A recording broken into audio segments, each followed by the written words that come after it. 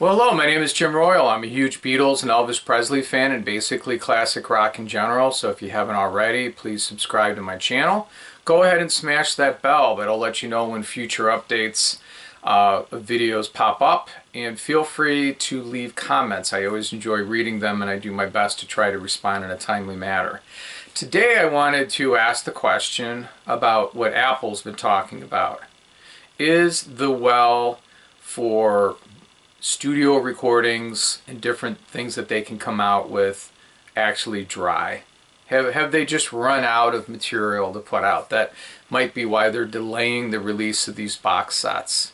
Well, I beg to differ. What I would like is I would like a proper box set for each Beatle album. So we have the first 6 up through Rubber Soul. And then I would like something called Summer of Love, just my opinion, for Magical Mystery Tour and Yellow Submarine from '67. That's what I would like. But besides that, there's a lot of other things that could, come out, different packages, different releases for Apple for years to come. So I'm going to present just a few of my ideas and, share with me your comments, what you think, what you would put in there. All right, so the first thing I'm going to do is recommend this really amazing book. It's called The Beatles Recording Sessions. It's the official Abbey Road studio session notes, 1962 to 1970. It's by Mark Lewison. It came out originally in 1988. It is probably my top 3 Beatle books of all time, and I refer to this often. What this does is they gave EMI Studios, Abbey Road, gave Mark permission to listen to these tapes. He went to the studios and they actually queued them up and he documented everything that he heard. So for example, people want Rubber Soul. Well, Drive My Car. That was 4 different takes. Now the 4th one was the complete take, and that's the take that they used, but they also put a lot of overdubs on it. I know Run For Your Life. There's other takes on that. Nowhere Man. There's one called 12 Bar Original, which is an instrumental. I know we got that on Anthology 1. We have an edited form of it. Well, there was 2 different takes of that. And in fact, one take is 6 minutes and 48 seconds. Like to have that on a box. Why not? So let me tell you some other ones that I think could come out. This is, for example, this is an unissued one. There's a lot of bootlegs out there, okay? And there's so much material. So when they say, or they allude to, there's not much, there's so much unissued recordings out there. It's ridiculous, and it's not all trash. This is the Quarrymen at Home. Talk about historic. It says the Liverpool rehearsals in spring 1960. I don't know, it might even be in someone's living room, I'm not sure. What I love about this, now there are a couple of these songs that popped up on Anthology 1, but there are a bunch of them. On this particular one, there's 16 songs if you count the 1958 recording of That'll Be the Day. So other ones, then a lot of these are Lennon-McCartney originals. You get an early version of the one after 909. I'll Always Be in Love with You. You'll Be Mine. You Just Don't Understand. Some Days. Thinking of Lincoln. Remember Paul talked about that on Anthology? That's the song. An early version of I'll Follow the Sun. Hey Darling. You Must Lie Every Day. The Guitar Bop. I think that's an instrumental. I love how they do an Elvis cover, When Your Heartaches Begin. They have Hello Little Girl on there also. This would be a nice package, standalone package by itself. The Quarrymen. Let's talk about Decca Records. The Beatles auditioned for Decca January 1st, 1962. This was the label that turned them down. Later, though, they did sign the Rolling Stones. They recorded 15 songs. This is just an idea of something that could come out. This came out in 1982, I believe. This was on Backstage Records.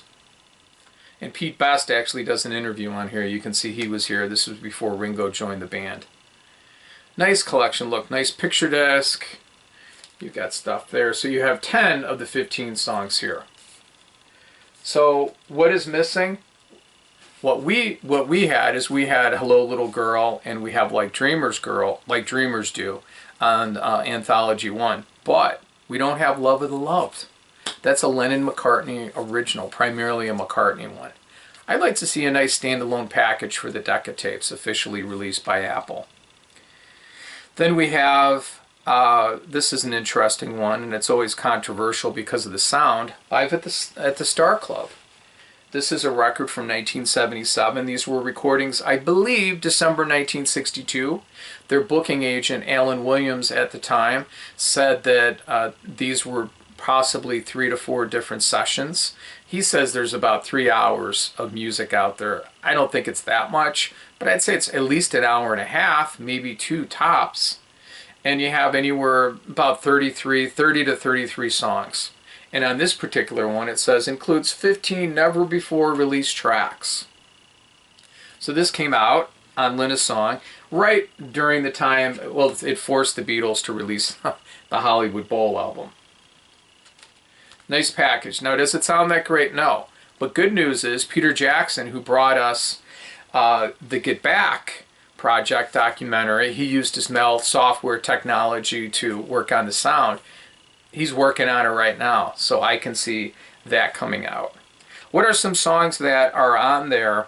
What we have: Reminiscing, Little Queenie, Falling in Love Again, Can't Help It. That's the Marlene Dietrich film Blue Angel from 1930. You've got I Wish I Could Shimmy Like My Sister Kate. I know George Harrison was always talking about that song. I Remember You, Where Have You Been All My Life? And then Sheila by Tommy Roe. Alright, so here are some one-offs here that could be on box sets. You've got What Goes On, an early demo that John Lennon did. Possibly 63, I'm not sure. And that's on YouTube recently. We didn't even know that was out there, never heard it before. How about Misery? This is a demo. The song they wanted to give to Helen Shapiro, she turned it down. But this is the Beatles singing in a female perspective. One and One is Two. This is a demo that Paul recorded in Paris, I think January '64, when he was in a hotel there. They later gave this song to Mike Shannon. It's not the best song, but it's an original Beatles song. I'm in Love. Now, there's kind of some, this is a demo. John Lennon they would give this to the Foremost, but it's a John Lennon song. I think this particular recording dates to the Dakota days in like the late 70s, maybe 1980. It doesn't sound like from the period. Bad to Me, though, is another John Lennon demo, Beatles song. They gave this to Billy J. Kramer. I've heard this song since the 80s, their version, and I think it's amazing for being a crude little demo, and I think it should be released officially. Some Other Guy. I know that we have a BBC recording of it, but how about Granada Television, August of 1962, filming the Beatles at the Cavern Club, right when the Ringo Starr, became the band, in the band and joined it. There's so much raw energy on this. They are playing, in my opinion, at their best. And you don't have all the crowd, the girls just screaming. You have everybody really into it. I know you've seen this footage on Anthology, the documentary, and I first saw it on the Complete Beatles. It's amazing. Let's release the audio of this. Okay, Cat Call or Cat's Walk. This is an instrumental. I believe it was recorded at the Cavern Club, 62-63. A Paul McCartney instrumental primarily. It was later given to the Chris Barber Band, and I think Paul had some help with help them record it. The song It's For You, Cilla Black. Now Cilla says, this is a Lennon-McCartney original, she says that she has or had heard a demo of Paul doing this. Leave My Kitten Alone. This could be great on Beatles for Sale. I know that we have an anthology version of it, but they did several complete versions of it. Some of them were, faster versions, a little more, so I'd like to hear that. That Means a Lot. This would be great on the Help box set. Now, we have a version of it, the first version, on Anthology, possibly 2 by this point. How about the remake? We haven't heard that released officially. Let's put that on that box set. Alright, Live at the Hollywood Bowl. Alright, so Live at the Hollywood Bowl, let's have an expanded version of it. There were actually 3 concerts that were recorded. in August of 64 and August of 65. Now, one of the third concert, there was some issues with the mic, so that's why they had problems with that. I think it was Paul's mic. As they said, you know, he had a mic gremlin, so the sound was bad. But let's put it out. Let's have a complete package. That would be a nice standalone. All right, now other packages I would have is Beatles at Shea Stadium, 1965. There was also a concert film. Now the concert film was released. I think it's about 50 minutes. Let's clean it up and put this out in a box. I would put it with Live at Budokan. Now Live at Budokan was recorded in Japan on June 30th and July 1st of 1966. 2 complete shows and filmed.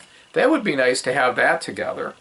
And then Candlestick Park. This is an audio recording, August of 66. Here they are recording their last concert, at least during their touring years.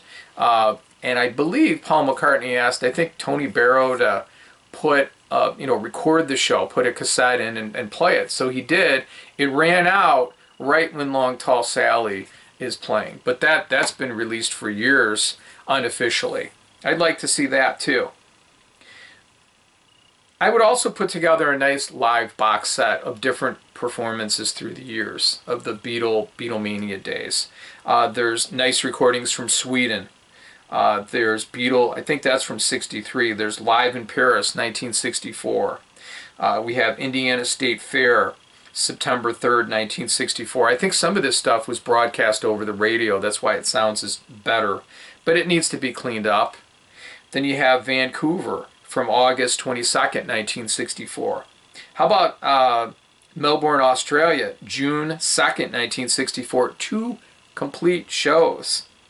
Now, I know there's more junk out there. You know, again, there is, but there's a lot of good stuff too.